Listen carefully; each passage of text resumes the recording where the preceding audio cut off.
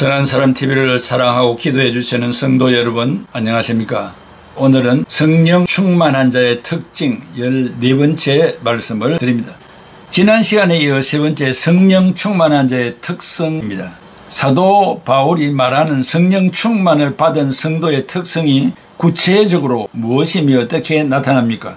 에베소서 5장 18절에 성령 충만을 받으라 라는 말은 현재 명령형으로 지속적이고 반복적으로 나타나는데 에베소서에서 4가지로 말하고 있습니다. 에베소 5장 19절에서 21절에 시와 찬미와 신령한 노래들로 서로 화답하며 너희의 마음으로 주께 노래하며 찬송하며 범사에 우리 주 예수 그리스도의 이름으로 항상 아버지 하나님께 감사하며 그리스도를 경외함으로 피차 복종하라고 하였습니다. 여기에 특별히 화답하라, 찬송하라, 감사하라, 복종하라는 것인데 이 4가지는 지속적으로 하라는 것입니다. 출애굽기 15장 21절에 미리암이 그들에게 화답하여 이르되 너희는 여호와를 찬송하라. 그는 높고 영화로우심이요 말과 그 탄자를 바다에 던지셨음이로다 하였더라. 출애굽 시에 홍해를 건널 때 이스라엘 백성이 건너자마자 애굽의 군인들이 준말을 타고 추격하여 홍해 바다 가운데 들어왔을 때 하나님이 바닷물을 그들 위에 흐르게 하여 수장시켰습니다. 미리암이 홍해에서 구원해 주신 하나님을 찬양하는 모세와 이스라엘 백성들의 찬송에 화답한 내용입니다. 여기 시와 헬란말로 살모이스 시편인데 이 시를 하프와 현악기로 연주하였습니다. 그리고 찬송은 헬란말로 힘노이스 신령한 노래들 불러 화답하였습니다. 시편은 다윗의 시이며 곧 노래인데 그 시절에 다윗이 무엇이 그렇게 기뻐서 많은 시와 노래를 불렀습니까? 다윗은 괴로움과 고통이 찾아올 때 항상 이 시와 찬송을 불러 화답하였습니다. 초대교회는 예배 시간에 늘 찬송들을 앉아서 부르지 않고 일어서서 큰 소리로 불렀습니다.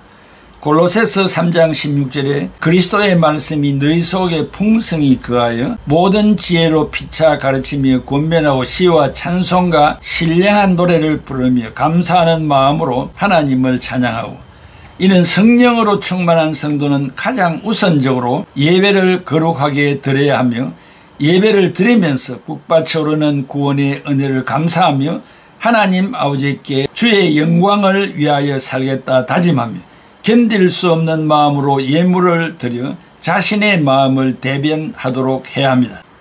초대 교회는 예수의 십자가와 부활 그리고 오순절 성령 강림 사건 후에 건축된 예루살렘 교회를 시작으로 해서 콘스탄티누스 1세가 AD 313년 밀라노 칙령을 통하여 기독교를 공식적으로 인정하기까지 있었던 교회를 지칭합니다. 첫 번째는 시와 찬미와 신령한 노래들은 예배 때 불렀던 찬송으로 엄격하게 구별하기는 쉽지 않습니다. 시는 예배 시작과 마지막에 성도들이 함께 불렀던 시편 찬송으로 마치 유대인들이 유월절 절기에 시편 118편을 찬송하였던 것처럼 초기 기독교 성도들은 성만찬 등 축제 때 함께 시편 118편을 불렀습니다. 두 번째로 언급된 찬미는 성도들이 예배 중에 불렀던 약간의 멜로디를 가진 찬송으로 생각되는데 우리가 요한복음 1장 1절에서 18절, 에베소서 1장 3절에서 14절, 빌립보서 2장 6절에서 11절, 골로새서 1장 15절에서 20절, 디모데전서 3장 16절, 히브리서 1장 1절에서 3절, 베드로전서 3장 18절에서 19절 등에 기록된 기독론적 찬송시에서 볼 수 있는 것처럼 예수 그리스도의 주 되심과 왕 되심과 그의 구원에 대한 찬송이었습니다. 세 번째로 언급된 신령한 노래들은 요한계시록 5장 9절, 14장 3절, 15장 3절에 기록된 성도들이 예배 중에 특별히 성만찬이나 애찬을 나눌 때 할렐루야와 함께 하나님과 그리스도의 구원을 찬양하는 찬송이었습니다. 에베소 5장 19절에서 21절에 강조된 그 4가지를 세분해 보면 첫째 성도의 교제입니다. 에베소 5장 19절에 시와 찬송과 신령한 노래들로 서로 화답하며 무엇이든지 화답하는 자세가 필요합니다. 기도해주면 기도로 갚고 찬송으로 힘을 실어주면 나도 찬송으로 화답하고 선물로 도와주면 반드시 나도 선물로 화답해야 합니다. 받는 것으로 만족하고 화답이 없으면 교제는 그것으로 끝이 나게 됩니다.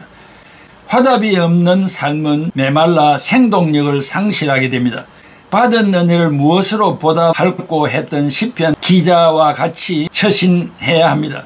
시편 116편 12절에서 14절에 내게 주신 모든 은혜를 내가 여호와께 무엇으로 보답할까? 내가 구원의 잔을 들고 여호와의 이름을 부르며 여호와의 모든 백성 앞에서 나는 나의 서원을 여호와께 갚으리로다. 우리는 예배 시간에 찬송가와 보험송을 몇 곡을 부릅니다. 독창이 아니라 합창 모두가 한 음으로 부르며 교창 서로 주고받는 창법으로 부르기도 합니다. 시편 95편 1, 2절에 오라 우리가 여호와께 노래하며 우리의 구원을 반석을 행하여 즐거이 외치자. 우리가 감사함으로 그 앞에 나가며 시를 지어 즐거이 그를 노래하자라고 했습니다. 교회 생활에 있어서 이 찬송은 교회 공동체의 교제에 있어서 매우 중요한 요소입니다. 그래서 교창 즉 화답하여 찬양하고 교제하는 것을 매우 중요하게 취급합니다. 흔히 찬송을 곡조가 붙은 기도라고 합니다. 서로 기도하고 서로 찬양하는 것이 얼마나 아름다운 성도의 교제입니까? 성령 충만한 사람은 이렇게 시와 찬미와 신령한 노래를 부르는 공적 예배를 통하여 어우러지는 성도의 교제를 중시하여 성도 간의 깊은 교제를 나누는 것입니다. 교회는 진리의 말씀과 그리스도의 품성으로 세워져야 하고 교회가 혈연과 지연과 학연으로 세워지면 안 됩니다. 그래서 교회 조직에서 가장 안 좋은 형태가 서로 간에 형님, 동생, 누님이라 부르면서 혈연과 지연으로 맺어지는 형태가 있습니다. 오늘날 교회는 성도들끼리 형님, 언니, 동생 하면서 그것이 최고의 성도 교제인 것처럼 하고 있습니다. 또한 고급 식당에서 만나 이야기하고 밥을 먹어야만 성도의 교제가 이루어지는 것처럼 생각합니다. 물론 아무나 식사하는 것은 아닙니다. 식사를 많이 했음에도 불구하고 병들거나 경제적인 어려움을 당했을 때 아무도 화답이 없다는 사실입니다. 교회 안에서 교회가 만들어 놓은 조직 외에 그 어떤 사조직이 교회 안에 존재해서는 안 됩니다. 예배 연장으로 이루어지는 성도의 교제 시간에는 참석하지 않고 교회 밖에서 사조직이 운영된다면 이것이 바로 교회를 병들게 만드는 씨앗이 되는 것입니다.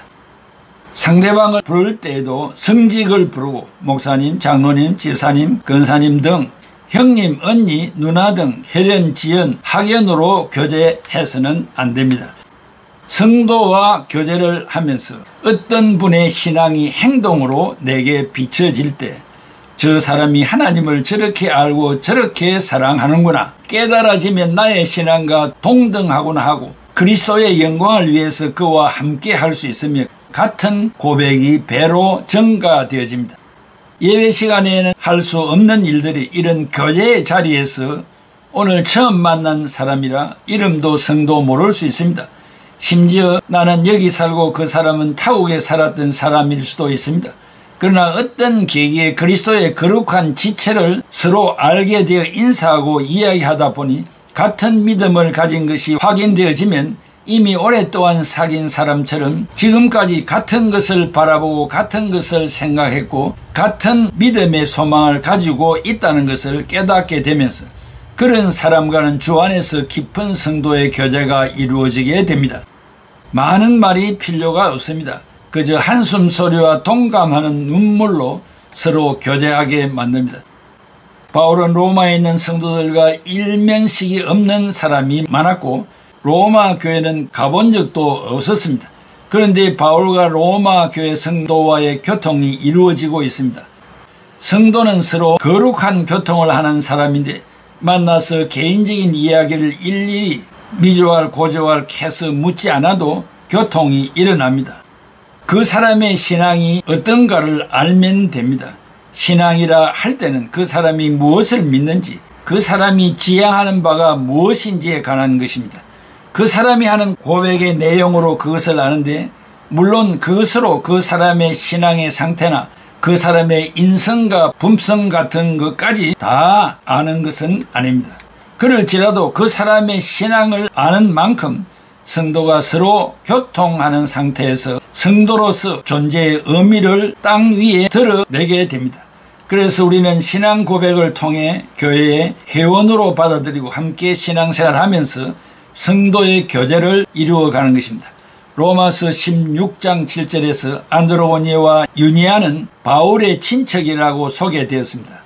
로마서 16장 7절에 내 친척이요 나와 함께 갇혔던 안드로고니와 유니아에게 문안하라. 그들은 사도들에게 존중이 여겨지고 또 나보다 먼저 그리스도 안에 있는 자라고 했습니다.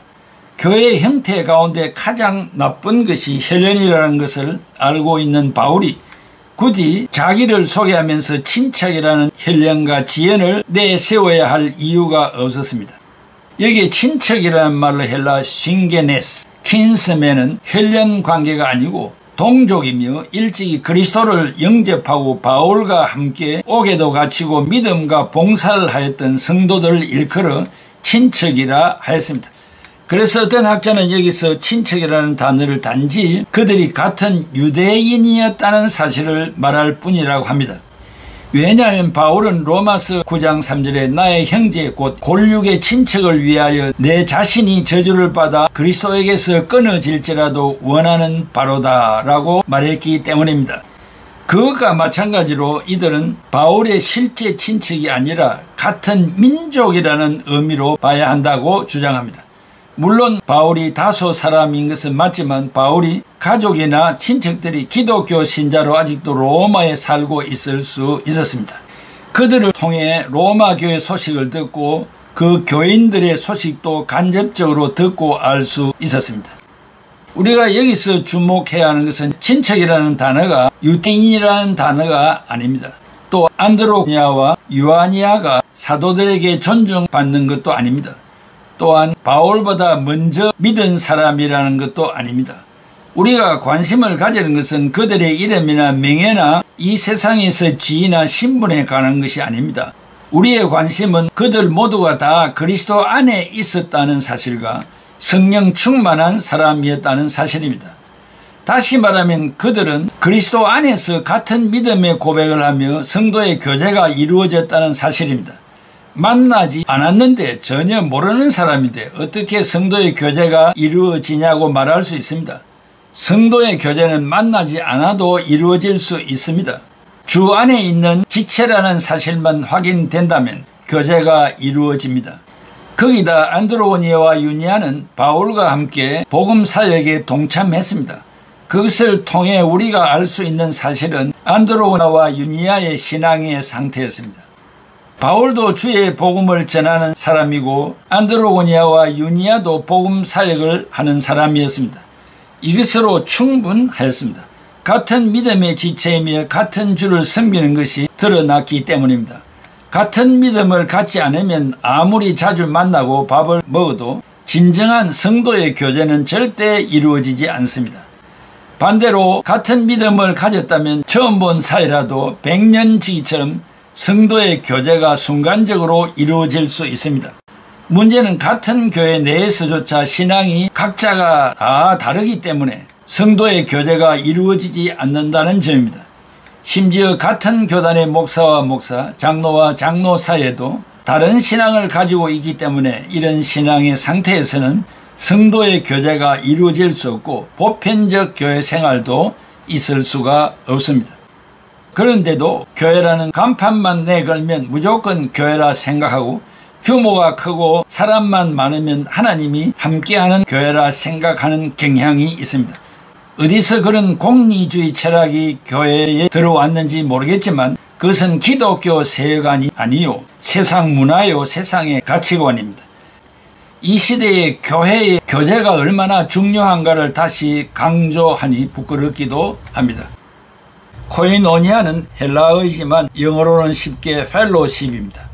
코이는 same, 같은, 동일한, 니아는 heart, 마음을 말하는데 같은 마음입니다. 같은 마음, 같은 신앙의 공동체가 교회입니다. 예배 시간에 억지로 참석하여 수동적으로 움직이다가 축도 전에 곧장 집으로 돌아갑니다. 예배의 연장선상에 가지는 교제의 자리에는 참석할 의무가 없다는 말이겠죠. 예배가 중요하다면 교제의 시간도 동일 선상에서 중요합니다. 예배 시간은 나와 하나님과의 종적 관계로 참석하지만 교제의 시간은 횡적 관계로 너와 나와의 자리인데 그 자리에 예수 그리스도가 개입합니다. 같은 신앙, 같은 마음이 있는지를 확인하는 자리입니다. 성도의 교제 현장에서 좋은 일만 있는 것은 아닙니다. 사람의 말을 듣고 속상하기도 하고 자존심도 상하고 실망스러운 말도 듣고 심지어 분쟁도 일어납니다. 지상에 존재하는 전투하는 교회는 인간적인 냄새가 나고 교권을 가지고 다툰다는 말을 듣기도 합니다. 그렇다고 내가 여기서 신앙생활을 해야 할 곳이 아니구나 하고 떠나는 것은 어리석은 일입니다. 지상의 어느 교회 가도 이런 일은 있기 마련입니다. 무엇을 피하여 왔더니 무엇을 만났다는 얘기처럼 말입니다. 혹간 나와 하나님과의 관계만 좋으면 된다고 말하는 자들이 있습니다. 물론 사실이지만 성령이 충만한 성도는 종적 예수님과 나와의 관계, 횡적 관계, 너와 나와의 관계가 정상적이어야 합니다. 성령 충만의 특징이 이웃을 바라보고 위로와 격려를 아끼지 않는 것입니다. 기독교는 단수가 아닌 복수의 종교입니다.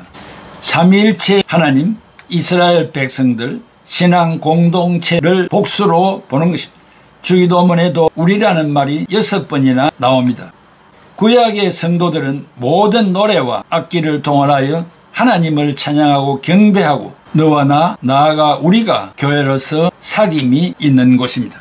여러분들은 평생 신앙생활하면서 교제의 중요성을 느끼고 계십니까?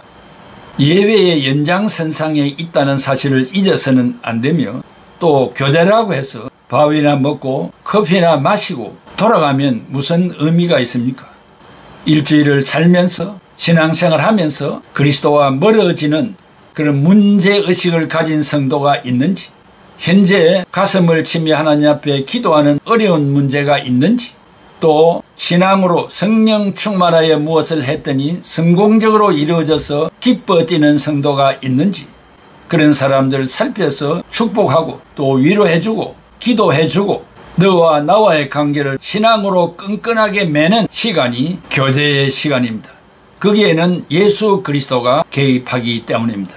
이런 교제가 계속되기를 기원합니다. 기도하겠습니다. 고마우신 아버지 하나님 은혜와 사랑을 감사합니다. 성도의 교제 얼마나 중요합니까? 독불 장군이 어디 있습니까? 남자 한 사람이 살 수 있습니까? 여자 한 사람이 살 수 있습니까?